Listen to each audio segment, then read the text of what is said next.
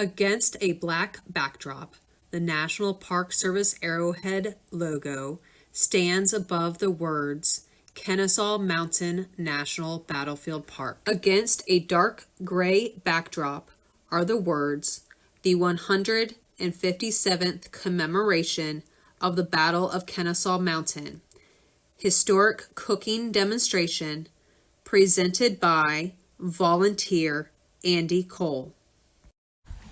Hello and welcome to Kennesaw Mountain National Battlefield Park. My name is Andy Cole and I'm one of the volunteers here. And what I'm going to be talking to you today is about food. And here I stand in front of you in my Union uniform. I've got a dark blue jacket, sky blue trousers with my campfire and comrades here in the background.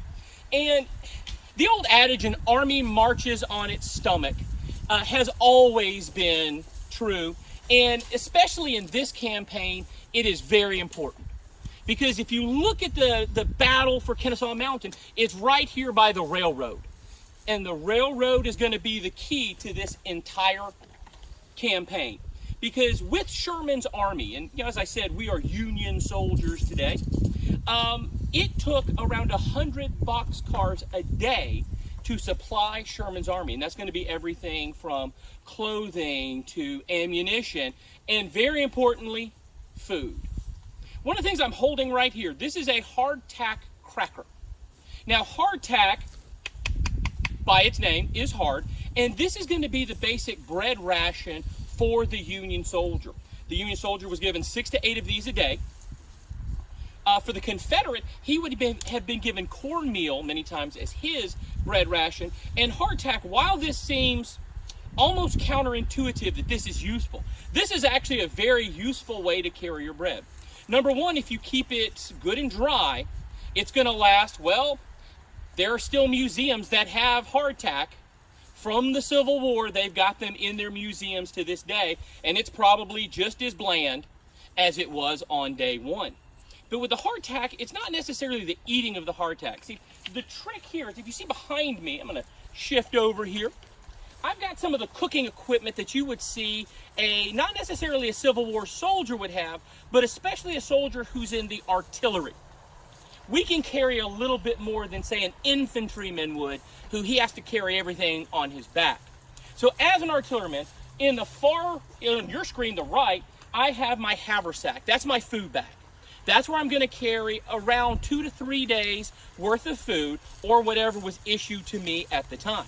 Now, when I'm issued my food, I have a choice. I can either go ahead and just eat it all then and hope to find some food later on, or I can try and parcel it out day by day. Now, with the soldiers, there weren't, especially on campaign, there weren't cooks who were assigned duty. So soldiers would form what's called a mess.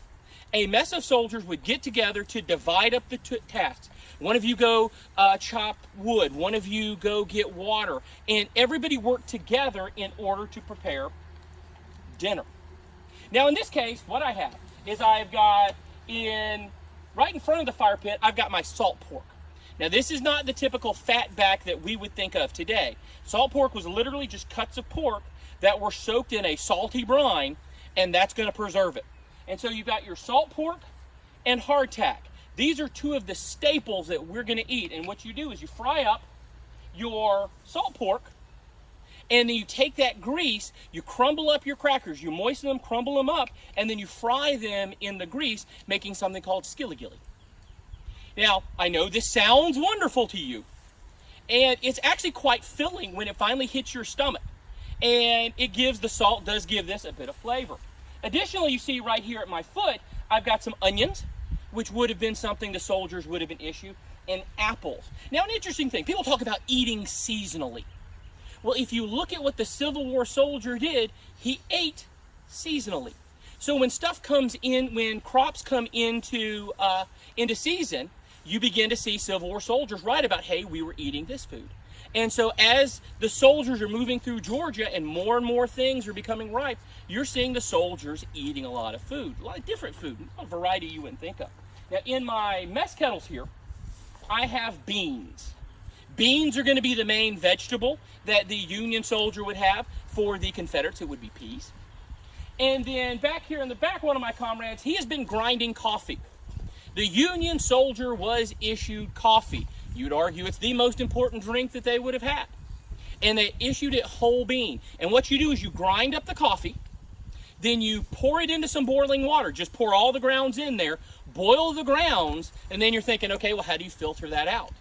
Well, there's actually a method developed by a French chef where you take the boiled coffee and then you pour cold water on top of it, and it settles the grounds to the bottom. Now, and so these are going to be the kind of things we're issued. Now, one of the things I haven't talked about is what's called foraging. Foraging is a very simple concept. You have a chicken, I have a gun. I now have your chicken.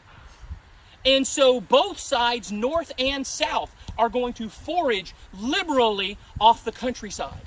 Additionally, the armies would herd cows to the army, slaughter them, and one soldier said, "Tonight we were issued fresh beef, still quivering from the butcher's knife." so there's a lot more variety in the soldier's diet than just, I mean, and granted, if soldiers aren't complaining about food, something is wrong. There are songs about hardtack. There are songs about army beans. And I've got my army beans. They're going in the mess kettle. They've been going since last night. There's songs about goober peas that, this food is always on their mind, and they're always writing home saying, send us something spicy, something sweet, something different, something that could vary our diet, because this does get, all the frying and all of the boiling does get boring after a while. So with that being said, folks, we hope you've learned a little bit about the Civil War Soldiers Fair, especially here at Kennesaw Mountain National Battlefield. We want to thank you for watching this program. If you get a chance, like us on multiple social media platforms, because there's going to be tons of videos that are going to be commemorating the 157th battle anniversary. Have a great day. Against a dark gray backdrop are the words, "Thank you for joining us for the 157th Battle of Kennesaw Mountain." For more programs, please like and subscribe to our social media sites.